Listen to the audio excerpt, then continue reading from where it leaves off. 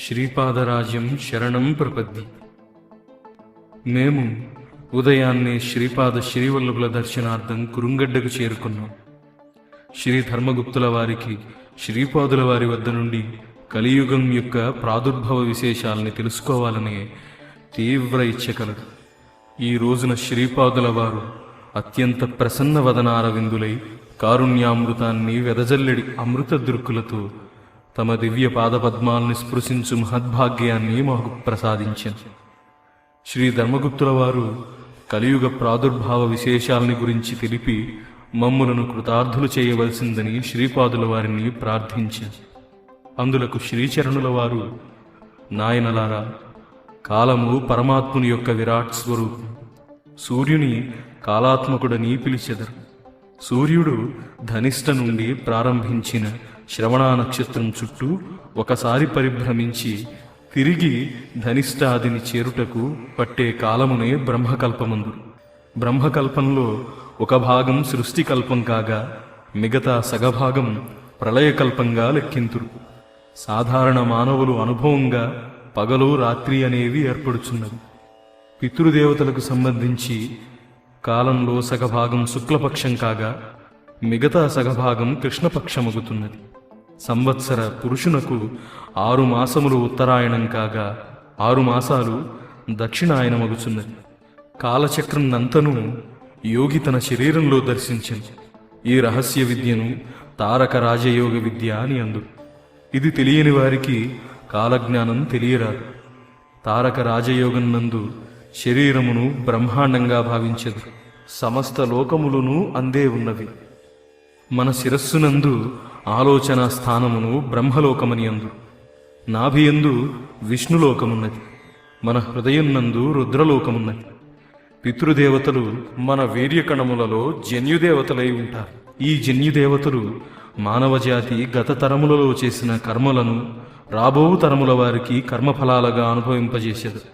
అట్లయిన గత కర్మలకు ఫలితములను క్రమపద్ధతిలో అందించుటకు కాలం అత్యంత ఆవశ్యకం.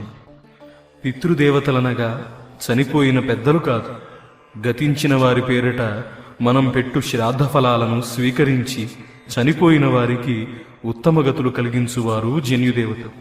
వీరికి జన్మ అనునదే లేదు. యోగి తన శరీరంలోని 6 యోగ చక్రాలను బయట సంవత్సరంలోని 6 ఋతువులుగా దర్శించు.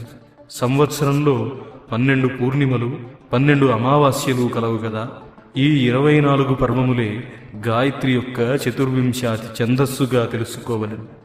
కాలస్వరూపుడైన నారాయణుని కొంతమంది సంవత్సర పురుషునిగా ఉపాసించదు. ఈ విద్యను ద్వాదశాక్షరీ విద్య అని అందు. ప్రతి మాసమునకు ఒక్కొక్క అక్షరం చొప్పున 12 మాసాలకు 12 అక్షరాల గల మంత్రమును. నదీ నదములు పొంగి అపార నష్టం కలిగించుట, భూమి నిరంతరం ప్రళయ సదృశ భూకంపాలతో గడగడలాడిపోవుట, సూర్యచంద్రాదులు గతులు తప్పుట, పట్టపగలే కారు చీకటి కమ్మి సూర్యుడు కనపడకుండా పోవుట, ఆకాశంనందు భయంకరమైన తోకచుక్కలు కనిపించుట మొదలైనవి కలియుగాంత లక్షణాలని గ్రహించండి.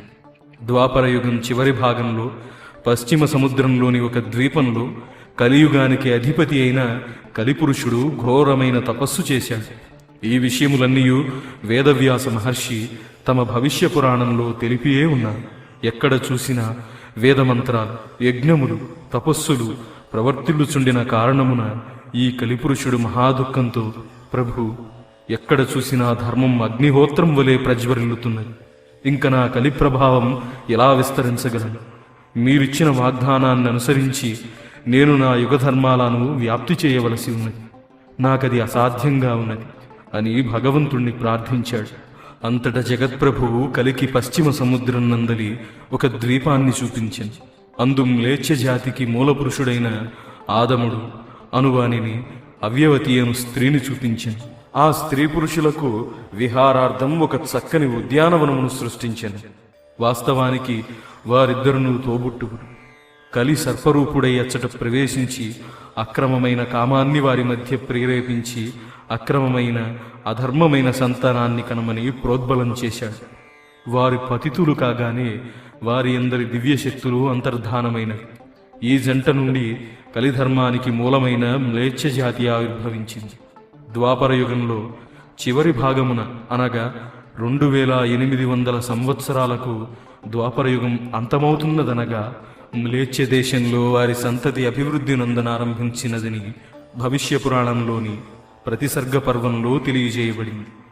నీలాచలం వద్ద సృష్టింపబడిన ఆదముడు, అవ్యవతి పాప ఫలితమైన ఫలాన్ని అనుభవించి ఆర్యధర్మాన్ని దూషించేవారుగాను, నానా భక్షకులుగాను, అనాచారవంతులుగాను ఉండేటి సంతానాన్ని వృద్ధి చేశారు. నేను కల్కి అవతారము ధరించి కోటానుకోట్ల మంది అధర్మవర్తనులను నాశనం చేసి తిరిగి సత్యయుగాన్ని స్థాపించవలసి ఉన్నది. ఇది సుదూర భవిష్యత్తులోని నా కార్యక్రమం. అంతటా శ్రీ ధర్మగుప్తులిలా అన్నారు: స్వామి, ఎన్నో రోజుల నుండి శ్రీ వాసవి పరమేశ్వరి అవతార విశేషాన్ని మీ నుండి తెలుసుకోవాలనే కాంక్ష ఉన్నది. దయచేసి నాకు తెలుపుగలరు. అంతటా శ్రీచరణులు మహాప్రసన్న వదనార విందంలో చిరునవ్వులు వెలయించుచు ఇలా సెలవిచ్చారు: స్కాంద పురాణాంతర్గతముగా సనత్సుజాత సంహిత యందు శ్రీమత్ కన్యకా పురాణం కలదు. బృహత్శిలా నగరమునే జ్యేష్ఠశైలమని కూడా పిలిచెదరు. బృహత్శిలా నగరము, నిరవధ్యపురము, వీరనారాయణము, విశాలపురము, అసంటము, నరసపురము, ధనదపురము, ధర్మపురము, జగన్నాథము, కళింగపురము, పాంచాలపురము, పాలకులను, త్రిగుణపురము, భీమపురము, ఘంటసాలము, పీఠికాపురము అనునవి 18 పట్టణాలు కలవు. ఈ 18ని బృహత్శిలా నగరానికి రాజధానిగా చేసుకుని కుసుమశ్రేష్ఠి అను సామంతరాజు పరిపాలించుచుండెను.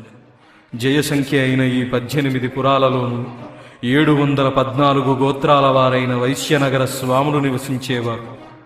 స్వతసిద్ధములైనవి 102 గోత్రాలు మాత్రమే. 102 గోత్రముల వారికిని కఠినమైన నియమనిష్టలు విధించబడింది. ఇటువంటి నియమనిష్టలు మేము కూడా ఆచరించదమని చెప్పిన కారణమున తక్కిన గోత్రముల వారిని కూడా కలుపుకునుటచే మొత్తం 18 నగరాలలోనూ నివసించడి వైశ్యనగర స్వాములు గోత్ర సంఖ్య 714కు పెరిగింది. కఠినమైన నియమనిష్టలకు ఆచరించడి 102 గోత్రముల వారు మాత్రం బృహత్శిలా నగరం నందు నివసిస్తూ ఉండేవారు.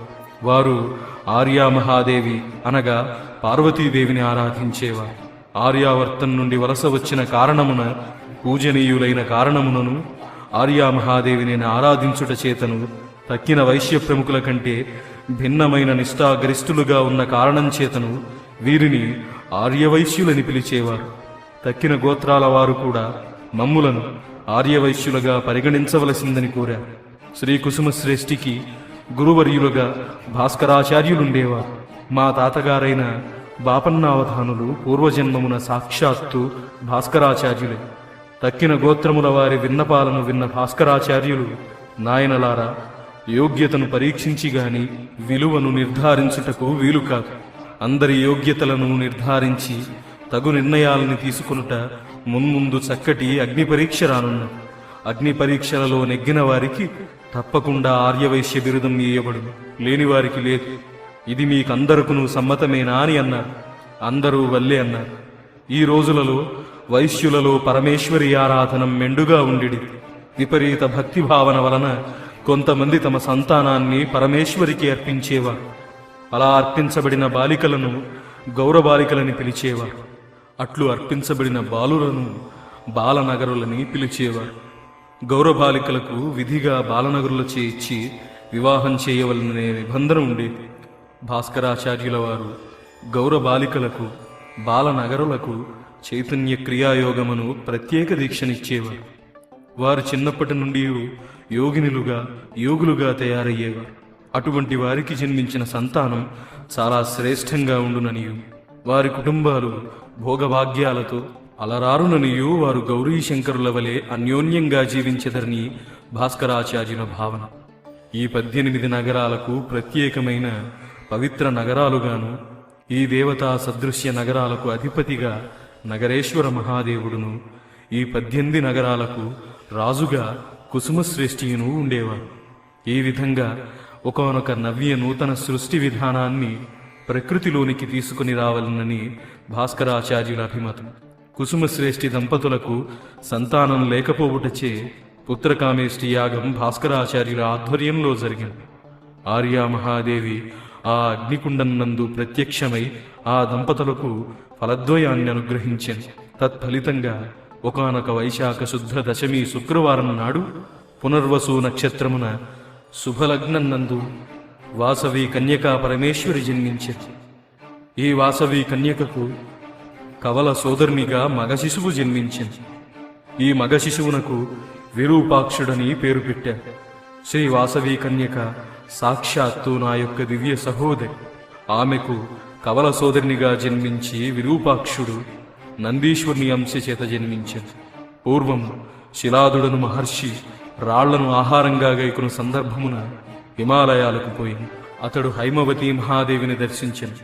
అమ్మా, నీవు శైలపుత్రి, నేను శిలలను తినుట చేత ఒక రకంగా శైలపుత్రుడను. నీకు సోదరుడిగా జన్మించే మహాభాగ్యాన్ని ప్రసాదింపమని కోరిను. శ్రీ హైమవతీదేవిలా చెప్పింది. మహర్షి, ఈ జన్మమున నేను పరమేశ్వరుని పరిణయమాడెదను. నందీశ్వరుడనడి పేరున నీవు మా దంపతులకు వాహనమయ్యుండు.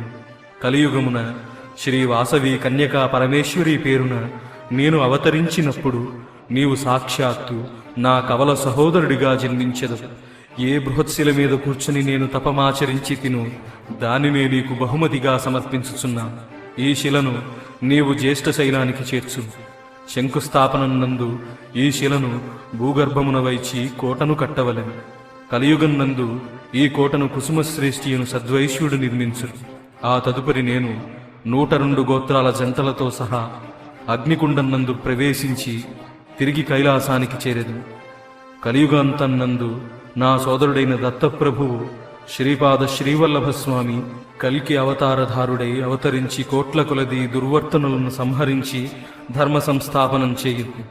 శ్రీపాద శ్రీవల్లభుడు తన యతిరూప మాయావేశాన్ని పరిత్యజించి శ్రీ పద్మావతి వెంకటేశ్వరుడిగా దర్శనమిచ్చును.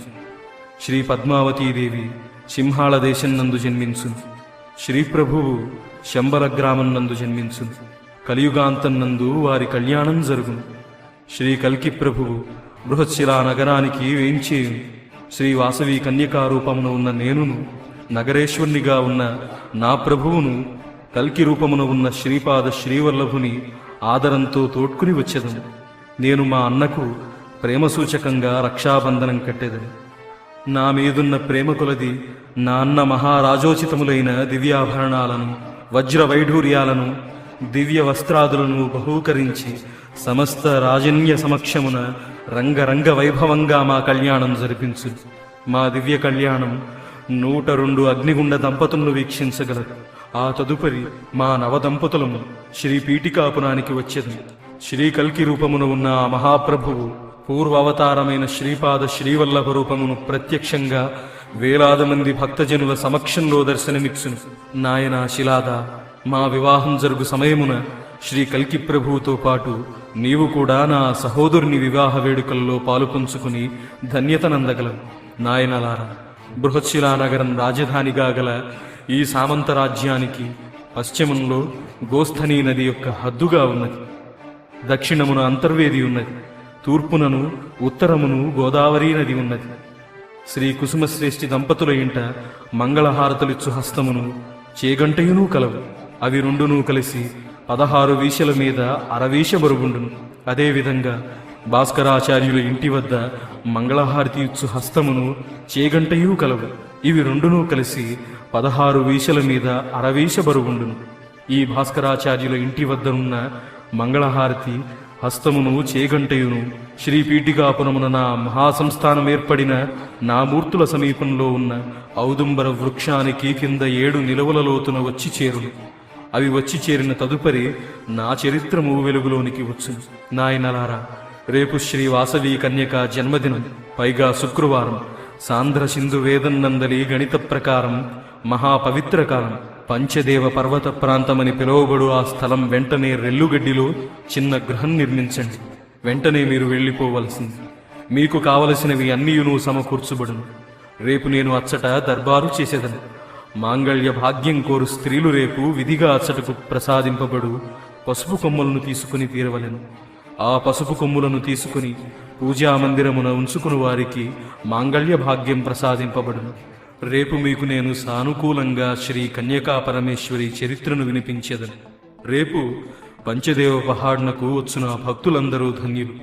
పరమ పవిత్రమైన శ్రీ వాసవి కన్యకా అవతార విశేషాలను నా ద్వారా వినుట మీ యొక్క అనేక జన్మల భాగ్యం. నేను ఇక నుంచి ప్రతి శుక్రవారము దర్బారు చేయుదును. అది నా వీలును బట్టి కురుంగడ్డ కావచ్చును, పంచదేవ పహాడ్ కావచ్చును, లేదా మరేదైనా కావచ్చును. ప్రతి గురువారమును ధర్మబోధ చేయబడును. అది కురుంగడ్డ గాని పంచదేవ పహాడ్ కానీ కావచ్చును. భవిష్యత్తులో రకరకాలైన మార్పులు రానున్నది. రాబో శతాబ్దములలో భారతదేశం మ్లేచ్చుల శ్వేతజాతీయుల అధీనంలోకి పోనున్నది. విధి విధానం చిత్ర విచిత్రమైంది. కేవలం ఆధ్యాత్మిక శక్తి ప్రసారం వలన మాత్రమే ఈ కర్మభూమికి, వేదభూమికి స్వాతంత్ర్యము సిద్ధించును. దత్తుని మరువనంత వరకు దత్తుడు మరవకుండా ఉండును. మరుపు అన్నది మరణతుల్యం, స్మరణం నూతన జన్మదాయక. శ్రీపాద శ్రీవల్లభులకు జయము జయము.